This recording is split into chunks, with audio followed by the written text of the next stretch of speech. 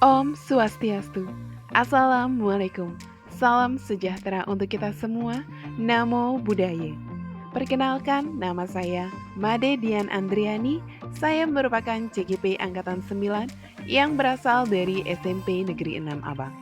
Pada kesempatan hari ini, saya akan memaparkan tentang demonstrasi kontekstual menurut Ki Hajar Dewantara.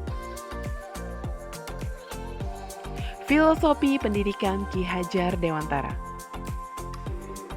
Menurut Ki Hajar Dewantara, pendidikan bertujuan untuk menuntun segala kodrat yang ada pada anak-anak agar mereka dapat mencapai keselamatan dan kebahagiaan yang setinggi-tingginya, baik sebagai manusia maupun sebagai anggota masyarakat. Dalam menuntun laku dan pertumbuhan kodrat anak, Ki Hajar Dewantara mengibaratkan peran pendidik sebagai seorang petani atau tukang kebun. Anak-anak itu seperti biji tumbuhan yang disemai dan ditanam oleh Pak Tani di lahan yang telah disediakan. Anak-anak itu bagaikan bulir-bulir yang ditanam. Bila biji jagung ditempatkan di tanah yang subur dengan mendapatkan sinar matahari dan pengairan yang baik, maka meskipun biji jagung adalah bibit jagung yang kurang baik, dapat tumbuh dengan baik karena perhatian dan perawatan dari Pak Tani. Dalam proses menuntun, anak diberi kebebasan, namun pendidik sebagai pamong dalam memberikan tuntunan dan arahan agar anak tidak kehilangan arah dan membahayakan dirinya.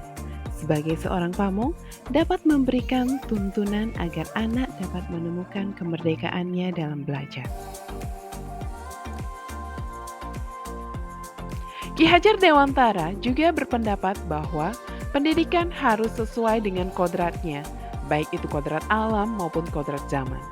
Kodrat alam dapat diartikan sebagai kekuatan potensi atau keadaan diri yang secara alamiah melekat pada diri masing-masing individu.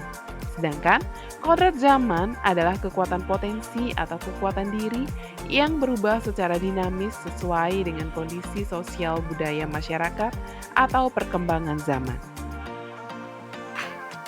Pendidikan yang diberikan kepada anak harus disesuaikan dengan kodratnya, agar tercipta budi pekerti yang baik bagi anak tersebut. Budi pekerti itu dapat diartikan sebagai keselarasan atau keseimbangan hidup antara cipta, rasa, karsa, dan karya. Keselarasan hidup anak dilatih melalui pemahaman kesadaran diri yang baik tentang kekuatan dirinya. Kemudian, dilatih mengelola diri agar mampu memiliki kesadaran sosial bahwa ia tidak hidup sendiri dalam relasi sosial, sehingga ketika membuat sebuah keputusan yang bertanggung jawab dalam kemerdekaan dirinya dan kemerdekaan orang lain.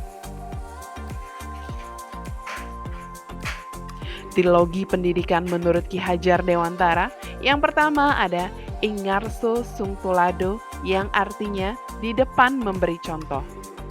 Ing Madyeun Mangun Karso yang di tengah membangun semangat, dan Tuturi Handayani di belakang memberi dorongan. Pemikiran Ki Hajar Dewantara dapat diterapkan di dalam proses pembelajaran. Adapun penerapan pemikiran Ki Hajar Dewantara bisa dilakukan dalam kegiatan pembelajaran yang sesuai kodrat alam dan kodrat zaman. Jadi di sini saya tampilkan beberapa dokumentasi yang sesuai dengan kodrat alam dan kodrat zaman. Jadi yang pertama di sini ada dalam proses pembelajaran itu menggunakan IT dalam pembelajaran. Kemudian menuntun agar siswa belajar mandiri dan berpikir kritis. Selain itu, dalam proses pembelajaran itu bisa dilakukan di mana saja, bukan hanya di kelas, tetapi bisa juga dilakukan di luar kelas.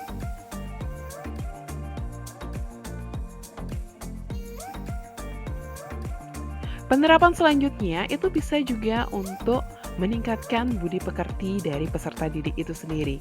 Yang pertama itu bisa dilakukan dengan memberikan kesempatan kepada siswa untuk mengemukakan pendapat melalui proses presentasi, sehingga siswa berani mengemukakan pendapatnya. Kemudian, bisa juga dilakukan dengan bergotong royong di lingkungan sekolah. Selanjutnya adalah kegiatan pembiasaan karakter yang dilakukan melalui proses persembahyangan sebelum memulai pembelajaran dan saat hari raya Purnama dan Tilem. Kemudian ada pembersihan di lingkungan sekolah dan disiplin saat mengikuti kegiatan ekstrakurikuler.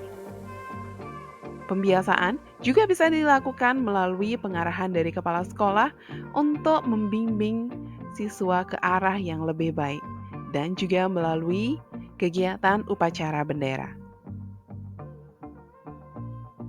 Ada beberapa tantangan dalam penerapan pemikiran Ki Hajar Dewantara. Yang pertama, kurangnya minat belajar anak sehingga sulit melaksanakan pembelajaran sesuai kodrat alam dan kodrat zaman. Yang kedua, kurangnya pemahaman beberapa orang tua dan lingkungan masyarakat yang lebih mementingkan aspek kognitif saja tanpa melihat minat, bakat, dan potensi peserta didik yang berbeda-beda. Adapun solusi dari penerapan pemikiran Ki Hajar Dewantara, yang pertama, proses pembelajaran dilakukan dengan metode pembelajaran yang menyenangkan, disesuaikan dengan karakter siswa sehingga akan lebih menumbuhkan minat belajar dari peserta didik. Yang kedua, mensosialisasikan kepada orang tua bahwa setiap anak memiliki minat, bakat, dan potensi yang berbeda-beda. Demikian yang bisa saya sampaikan tentang demonstrasi kontekstual terkait pemikiran Ki Hajar Dewantara. Akhir kata, saya tutup dengan terima kasih. Om Santi Santi Om.